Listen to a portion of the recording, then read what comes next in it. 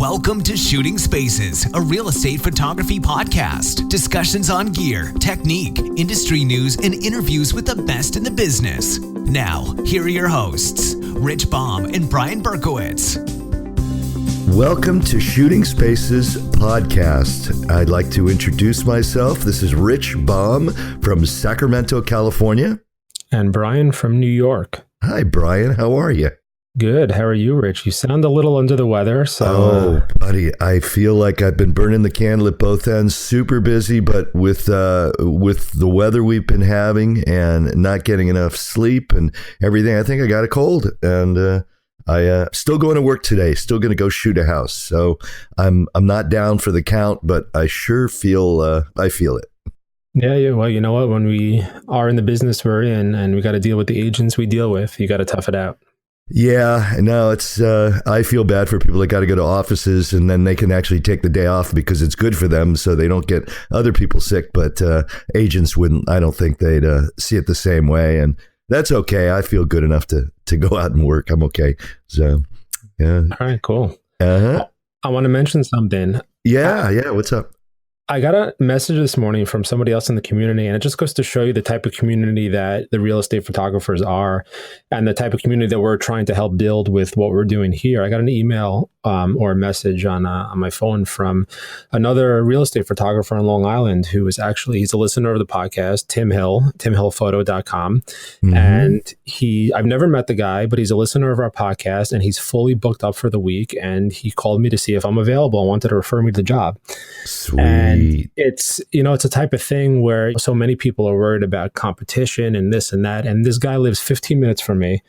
And this is what the industry should be about. Other photographers helping each other. We're all in it together. This is what you and I are aiming to do, Rich, with this podcast, is just to help everyone out. And, everyone should look out for each other. We're all in this together. That is so great. And yeah, I have the similar stories. It's just, it's wonderful. And I deal with, from my workshops, I always get one or two people that are very concerned about their competition. And it's funny because for two of the workshops, we actually had two people in the same workshop that were direct competition. And you could see that really, really uncomfortableness at the beginning. But at the end, it almost faded away, which I was really proud of the individuals. But I think that it really has to do with, there's so many factors, but I really think that you need to believe in yourself. You need to believe in your business, that what you provide is a valuable service, and that you can coincide with your competition, even if your competition's charging lower money, whatever, because people are going to want you for what you do. And that's what I help people. I would like to set people up with this optimistic view, and then you can embrace your competition. As most people know, I do. I have good relationships with 3 or 4 of my local competition, and we all spread the work around, and we make sure that nobody poaches. That's a no. Never call the other person's competition agent and say, hey, my work's better and I'll charge less. That's not good. But I think that I think it's great to just embrace your competition. Yeah. Cool. Yeah, I was very happy to hear from it, and it's spreading good vibes is what it's all about. So yeah, great. So that sounds exciting. How's the weather out there? It's a good opportunity because today we're doing another episode of Ask the Guys, where listeners can call in and record a 90-second message, leave your name, your company name, and then ask your question. And we have a couple of great questions today. One is ask the guys, how do you deal with inclement weather? And I think that's a perfect, I don't know about you, but we in California, we've been having a bit of rain, and you and Becky's been getting hammered. Exactly. We had a tough winter this year, but, you make do, and, let's listen to the question, and then we'll talk about how we each handle it in each of our different, climates. Yeah, and what do you say we do? We're going to do 2 Ask the Guys because we have another great question too on white balance, and I'll save that for the second one. I think it's great. Yep. All right, let's roll the first question. Hey guys, Rochelle Vetter with Rochelle Art Photography out of San Antonio, Texas. to ask you guys if you had any suggestions and shooting tips for shooting in inclement or overcast weather days. We seem to have a lot of that about this time of the year down here, and look forward to any response that you guys might have. Thanks. Well, that's a great question, and I think, Brian, it's totally appropriate for the last couple of weeks, because I know you've been getting hammered with nor'easters on the East Coast, and out here in California, we've had just oodles and boodles of downpouring rain for days and days and days. So I know that last week I put on a workshop in Auburn, California, and we literally had just torrential downpour, like literally an inch an hour coming down at various times. And so I'm and the week before that, I had 4 twilight shoots set up in the week, and 3 of those every single night I absolutely squeaked in under the wire with either using an umbrella or just the weather changed just in time for the twilight shoot. So yeah, man, I dealt with it a lot last week, and I was able to succeed though. I got all of my shoots and I got all of my twilights, but again, it was extremely lucky. I will give that the credit. But the agents, I like to think my agents think I'm just a lucky charm, but everybody knows that's not true. But I found a few solutions for me, and you know, we can talk about so many aspects of this, because when we could be dealing with, you know, how do you keep your gear dry? How do you get your gear in the house? How do you see out the windows with rain or with bad weather? Twilight shoots, and then a big one is, you know, how do you just enable not seeing rain in something like a twilight shoot, where you might have lights there and the refraction of the light on the raindrops. So why don't you get it started off? What is your let's talk about the first thing, cancellation policy. What do you do for a cancellation policy there, Brian? The truth is, I mean, it's tough to charge a cancellation policy due to weather, because it's not like the agent's calling you and saying, hey, I screwed up a date, or hey, we can't do it, we have to change it. You know, the weather is something that's out of everyone's control. So it's one of those things. And, you know, we're in different sides of the country, and we have a very different situation, because like you said, we had a couple of nor'easters the past 2 weeks. And, you know, if it was just rain, that's one thing. But then, you know, 4 or 5 inches of snow on the ground, that puts you back a couple of days till it melts, because a lot of the agents here don't want snow, especially this time of year where their listings might go into the spring or summer. They don't want snow on the ground, because you know, their images are going to look a little dated. So it does set us back. If I told you how much I lost this winter just from postponements and cancellations, you know, you'd be shocked. But you know, especially because I'm a drone pilot and I fly drones a lot. But you know, it is what it is, and it's part of the deal working in New York. But most of the time, it's just, you know, strictly postponing. You know, if a client calls me and says, maybe, hey, we just want interior stuff, then maybe I'll go out and do it. And, you know, I might not need to do any window pulls because the exposure is a lot closer and stuff like that. But as far as shooting exteriors, it's usually just cancel or postpone it. It's tough to go out and shoot out here in New York, you know, especially when it's raining. Sky replacements. Yes. I did sky replacements on every one of my exterior. I must have done 60 sky replacements last week. Oh boy. Yeah. Well, it's all part of it. It's part of my I added on service, and I actually I charged the minimal for one agent just because it was every single sky I think we did 20 skies for the exteriors of this house, and it was okay. I didn't mind doing it, but I'm pretty good at sky replacements. But yeah, man. I'm sorry. Do you replace the skies even if the ground is wet? Oh yeah, because people think it's supposed to be wet. Uh-huh. You wet down the driveway. which actually is a whole nother interview, because in California, you never wet down a driveway because you get hate mail because of the rain, the water shortage, which is a true story. But now I think it's great. And, one thing I want to emphasize, you had mentioned two things. One was window pulls and one was just shooting interiors. I personally, and last week with the workshop, was all overcast the whole week. And we actually loved it because I find that unless it's completely like scary dark outside with the rain, it is so much easier to shoot in overcast sky because your dynamic range is just cut in a quarter. And it was really easy. And we almost had a problem with a reverse window pull where you are not actually exposing for the window like a Scott Hargis move, where you're exposing for the brightest thing in the room, and then which would be maybe the view. But we're exposing for the room, and then we're going to have to add in ambient exposure for the window because it's just too dark, outside. So it's its own problem. No, for sure. But, sometimes I don't mind that, like you said, when it's a little overcast, because it does make it much easier on site and easier in post and all that stuff. But when it gets too gloomy, that's not a good look. Yeah. Well, yeah, no, I think in as far as cancellation, I agree 100%. And let's just for a second say a cancellation.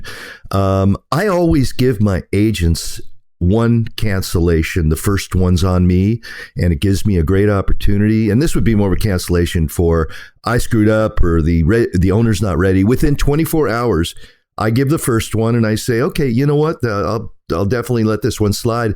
But in the future, this is the policy. So I think that's a good opportunity to not be a hardball at the beginning where you're just meeting a client and go, oh, by the way, there's a weather cancellation policy. That's not something I want to put out there at the beginning. But I think I can let them slide one time so you look like a good guy. And then you get your point across. So next time it hopefully won't happen. But with weather, I agree with you. You just got to eat it. But I will say one thing. There are agents, though, that kind of see it as an opportunity to, I want to postpone it because I want it to be the most beautiful, bright, sunny day. And I can't, unfortunately, absorb that kind of leeway into my schedule. So the realtor needs to know that I've got to shoot it even if it's cloudy. Now, I will give you a sky replacement. And actually, it's kind of amazing. My agents look at the completely rainy photo with the sky replacement. It looks great. And it looks like you wet down the driveway. So no problem there. Sure. And I also think regarding cancellation fees, just to go back to that one more time, I think it depends on the nature of the agent and your business and what kind of relationship with you have with them. I have an agent out here, a big agent on Long Island that probably gives me $25,000 worth of work a year, and they cancel every so often, but they're giving me so much work that it is what it is. That's just, I mark it off as me just, giving them good customer service. And I say, okay, no problem when you want to reschedule, because they're giving me that amount of work. I'm not going to, start fussing over canceling one out of every 10 shoots or 12 shoots that they want to do. So. I think it's, however you want to do your business. But for me is I don't have one price or one rule for everyone. I have, it depends on the relationship with that particular client. So I agree with you. Let me ask you another thing. I'll mention, I've got a few gadgets that I use for rain that really help me. And I know that a lot of people make fun of me because of my antics with hot glue, making hot glue work on cameras to put things on, and I put it on my buttons so I can feel it. But another thing I have is silly little umbrellas, and I actually bought an umbrella I bought the umbrella hat last year. Yeah, and it was on Amazon, and it's extremely well built. It is really effective. And you just go on Amazon and look at umbrella hat, and you will see this thing. And I'll tell you something, it's the greatest thing I ever bought. Well, one of the great things. It's like a green strap, it's accentuated with a green strap, and it's silver. I love it. I know it's they great. sell a multicolor one, like a rainbow color. Too. Yeah, no, I don't have the rainbow color. No, I'm not going there. But I will say that you got to be careful because you almost feel like the flying nun, where you're going to be taken away. So if it's raining, I mean, if it's really windy, you may throw off your whole shooting in the rain. But my other thing is I take a Manfrotto Magic Arm, which if you look that up, it's a very useful tool. Do you have one of those? I have 3 of those. I use the Magic Arms along with the Manfrotto Super Clamps, if you're not familiar with those, and I clamp everything to everything. It's great. Yeah. And I think that I have clamped on my my umbrella. I use a really nice, beautiful golf umbrella. I bought a very expensive golf umbrella, but it's lasted forever. And I attach it to my tripod, and there I have this huge umbrella on top of my tripod, and I literally can shoot in the rain, so I got no problem with it. And you know, sometimes again you get light refraction off of the raindrops, but most of the time it's going to be fine. And it has allowed me to be shooting in some terrible weather. And even for my other shooting, I just shot a 2-day Spartan race, like a Tough Mudder obstacle race. And we were out in the field for, yesterday I shot for 11 hours. And Saturday I shot for 10 hours. And Saturday was, half of that 10 hours was in pouring rain. So I have a thing called a Think Tank hydrophobia rain cover for my camera. So I can shoot literally in pouring rain. And it's no fun. But sometimes I'm paying jobs, I got to do it. And it's not something you would really use for real estate photography, but I'm very well adapted to shooting in the rain. And I did this weekend. So I don't mind it. It's kind of a hassle, but it's just part of the game. Exactly. And, you know, from my standpoint, I try to avoid it if I could. If I need to, then I'll just use an umbrella. I mean, if it's torrential downpours, as you mentioned, like last week on your workshop, then I won't do it. I'll just postpone. But if the client calls me and they say, I need these this week, no matter what, sorry. Like you said, just, clamp a little umbrella on somehow and go for it. Do your best. Yeah. So. Now, do you ever have problems with your lens fogging up, where some people in the humid South have that problem? You ever deal with that? I deal with that in the summertime here, and that happens. Right, going from air conditioning to the warm. So what I'll do in the summer is I'll always shoot my exteriors first because my lenses are in the car, so they're a little warmer and all that stuff. If I go inside and shoot the interior first and there's air conditioner on and they get cool and then I go out, I'm done for about 10 minutes till all the fog goes away. So in the summertime, I always start with my exteriors first while the lenses are a little warmer and make sure that's taken care of, and then go inside and do the interior afterwards. And one thing I want to mention, and this is very true, I think a lot of this has to do with your frame of mind, where like people in the Northwest have it together in Seattle. You ask them, what do they do about rain? They said, man, it rains every day. Well, that's no problem then. You just kind of get a different attitude and you work around it, and it's not a big deal, because I know that when you're just starting out, rain can really be very devastating, you're worried about it. You're looking at the weather forecast. But I think once you get used to it and you just keep the right tools in your car, I always keep the umbrella in the car and the clamp, and I just take it in stride. It's just not that big of a deal for me. Exactly, and try to figure out a way to work. No, it's not a nor'easter though. So. But you know what? You figure out a way to work it into your style and make that part of what you deliver. The rain look. Yeah, it wets down the driveway, if you're shooting in the Northwest and it's raining every day, that's going to be your look. So, yeah, great. Any other aspects that we missed on that rain thing? I mean, there's a lot we could talk about. But I think we covered it. We got the basic gist across, and that was it. Weather sealed cameras. All my cameras are weather sealed, except my tilt shift's not weather sealed, which it's actually in the shop right now for a little bit of rain damage. Speaking of. But don't go there. Yeah, I don't want to even think about that. My new 19 tilt shift got a little bit wet. Oh boy. Yeah, well, don't do that. But it's just a tool, and I got insurance, so it's all covered. Cool. So speaking of rain, you had your workshop last week, and it rained the whole time. It didn't rain the whole time, but it effectively put the kibosh. We didn't get the twilight shoot. We had a little bit of just before the twilight, we went out and shot the pole. We did a demonstration and everybody got to do some shots just before twilight. And then it just came down like a mother. So I was really glad I canceled the twilight portion. But the workshops were great, man. We had 2 full days we had 9 participants, and everybody had a great time. Everybody learned so much, and I really had fun. And I can't wait till Seattle at the beginning, second week in April. Workshops in Seattle. Speaking of the Northwest and raining every day, going up to Seattle. I'm bringing my umbrella. Right, cool. So and your magic arms and your hat. Yeah, my magic arm and hat. And I will be doing a whole video or podcast on my experience there. With the workshops, but I certainly will find it interesting because I'm another aspect is I'm going to be flying with all my gear. So I have a Think Tank was nice enough to give me a very large, it's called a Logistics Manager 50.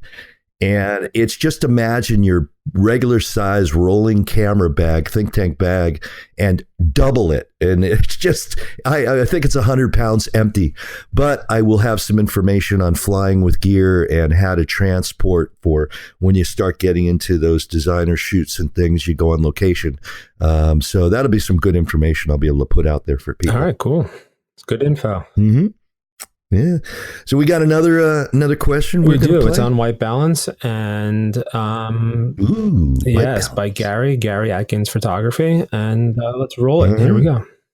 Hey guys, this is Gary Atkins with Gary Atkins Photography over in Raleigh, North Carolina. Just add a .com to that Gary Atkins Photography, and you got me.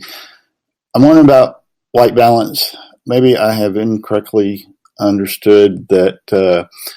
Shooting with auto white balance, even in RAW, is not advisable because the camera is basically making little adjustments along the way, and so you're kind of chasing a rabbit when you get ready to process it. But I know most of the time, at least from what I can see, and I'm actually getting better results now that I shoot auto white balance on RAW and also process as auto white balance. So I'm wondering if you could comment on that whole white balance issue, which could be a couple podcasts in itself. All right. Thanks, Gary, for that question. That's a good one. Shooting auto white balance in RAW is not advisable. Well, let me tell you this. I shoot auto white balance 95% of the time. So if it is or not advisable, I do it.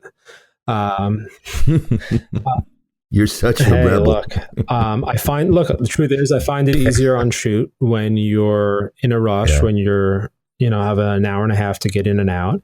Especially when I'm shooting RAW, I know I always have the options of fixing it after. And look, I'm also using a cam ranger most of the time as well. And if I see in the image that something is off, then I'll go in and manually white balance using a Kelvin number and do something accordingly. But the truth is when you're using flash, and sometimes I shoot with lights on a lot in the house, when you're dealing with a lot of mixed lighting, it's tough to nail it down. So obviously my flash overpowers most of the white balance from the lamps and all that stuff.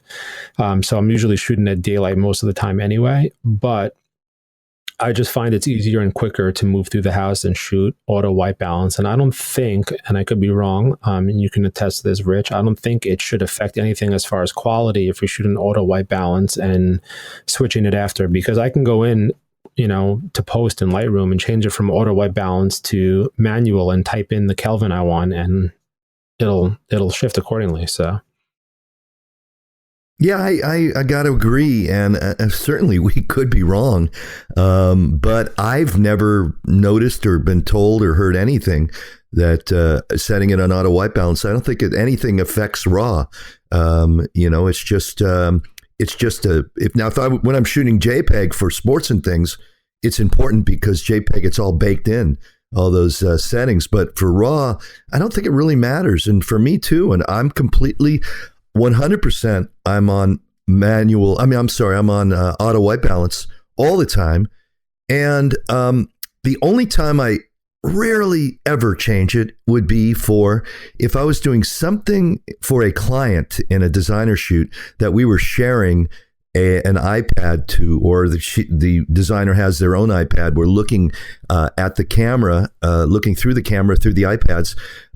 It will make them feel better to adjust the white balance for the shot because they're continuously looking at the white balance going, oh, there's something not right about the shot.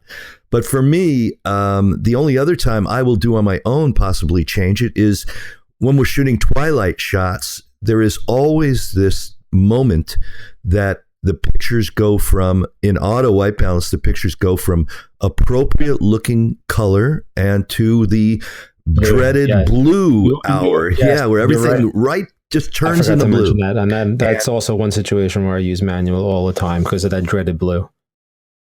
No, I don't. I just shoot it in blue because I'm like, I know it. I don't care because I know I can fix it later, and it's really simple. I just usually use my eyedropper tool in Lightroom, and then give a little pop and sync everything.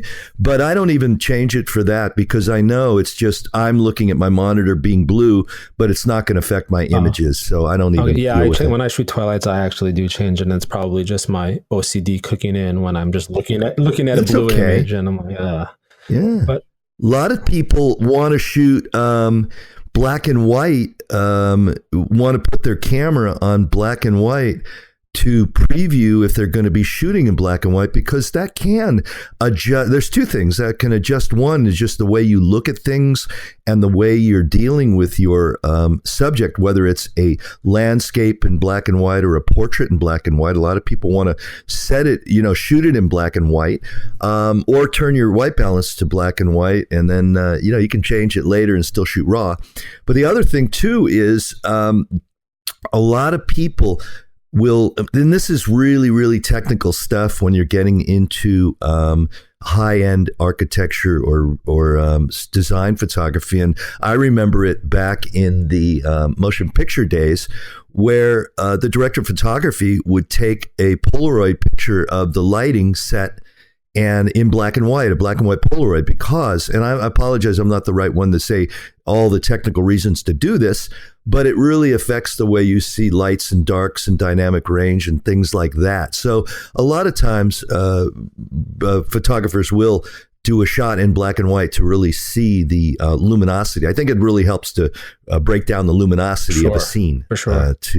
To preview it in black and white. But for me, I'm always on auto 100% of the time. No big deal, except if I'm shooting JPEG. Like I said, I'm also auto almost all the time, except for twilights, which you just reminded me, or if something's very off, then not looking right. And that's probably just, like I said, because I have OCD and I just like to look good in camera for some reason, even though I know I can fix it. But other than that, I mean, that's a quick one. I don't see why there's any conceivable reason for people that are shooting real estate to not shoot auto white balance. It's just easier. I was about to say on set, you were talking about your movies, but it's easier on set and quicker. Just make things a little quicker when you're shooting. Yeah, I want to add a couple of things too, though. I think that there are some exceptions to the rule. But, in general, I think, I wanted to mention things like in-camera HDR doesn't work with RAW.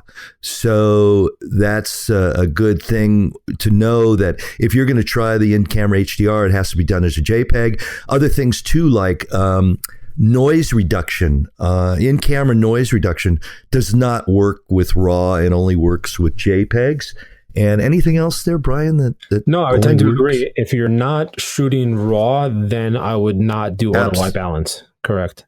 I still shoot auto white balance, even if I'm shooting JPEG, except in extreme cases, because I'm working for a company or shooting for a big race where the colors could change minute to minute, and I might miss the change in color. So going from auto to, let's say, cloudy on a rainy day, if it's not like cloudy 100% the whole day, I might still leave it on auto, even though it's going to be a little cool. The colors, I still leave it on auto. So I'm still an auto guy. Okay, yeah, I just feel like if the camera guess is wrong and you have all that JPEG compression on, there's not as much leeway to Yeah. correct afterwards. But if you do it and you're okay with it and it works, then so be it. That's the best part about what we do is, there's no real rules except make your vertical straight. I disagree. There are so many rules compared to wedding photography, or it's just no creative license in some ways for me. I guess, yes, and there are basic rules to follow. But when you're in an art like where we are in photography, look, you take your images as long as someone's willing to pay you for them, then you're making it as a professional photographer. Oh wait, that's the bottom line. You get paid? Oh man, yeah. Most of the time. I'm not chasing my clients for money. Yes. Oh, there's another podcast. So. Yeah. So that's two great Ask the Guys questions, Rachel. And was it Gary Atkins? Gary. Yeah, right on. Two people I've known the name for well over several years. It's been another testament to how great the groups are. Everybody helps each other out and spreads the information. Exactly. And we have a handful of more to come. We have a nice queue of Ask the Guy questions that are going to be answered hopefully in the next couple of weeks. Yeah, we don't want to get all of the great interviews that we have lined up. We don't want to get them in. We want to have them spread out, so we have plenty of really interesting stuff, and it's great filler in the middle to throw in and Ask the Guys. So sure. I really like them. All right, I think that wraps it up for us with these two questions. So again, thanks Rochelle and Gary for the two questions, and all the listeners out there, make sure you come and submit your questions. We're here to answer them the best we could. And as Rich always says, if we can't, we'll find someone that can. So, yeah. And I don't mind researching for that. So don't forget, everybody, do your searching in the groups. Do your, instead of asking the same question, which lens is best for real estate photography? Just do a search because there's a lot of info out there. So, anyway, great. So this is Rich Baum from beautiful, sunny Sacramento, California. And Brian from sunny New York, too. A little cold, but sunny. What is the temperature out there, Brian? We're just a little under 50 today, so probably about 47, 48. So we're getting up there. It's supposed to be in the high 50s, 60s at the end of the week, which is perfect for the start of baseball season. Yeah, and I'm getting ready for the start of twilight season, which now it's starting at 7:30, and then it's going to 8 and 9 o'clock. So that's the only thing I dread about this time of year is the nights get the days get so long, and I'm coming home at 10 o'clock at night for my twilight shoots. But I'm happy with it, and really looking forward to the rest of the year because there's some really exciting things happening. Yeah, for sure. All right, Rich. Okay, go drink some hot soup or tea. Get that voice back. I've got to get better, and you do the same thing and have fun with your home remodel there, Brian. We don't need to go into that, but I feel for you because it's tough. Not fun, but it is what it is. Okay, everybody. We'll talk to you next time on Shooting Spaces, a real estate photography podcast. Take care. This has been Shooting Spaces, a real estate photography podcast. Subscribe to the show and don't forget to leave us a review. You can also follow Rich and Brian on social media and at their website, shootingspacespodcast.com.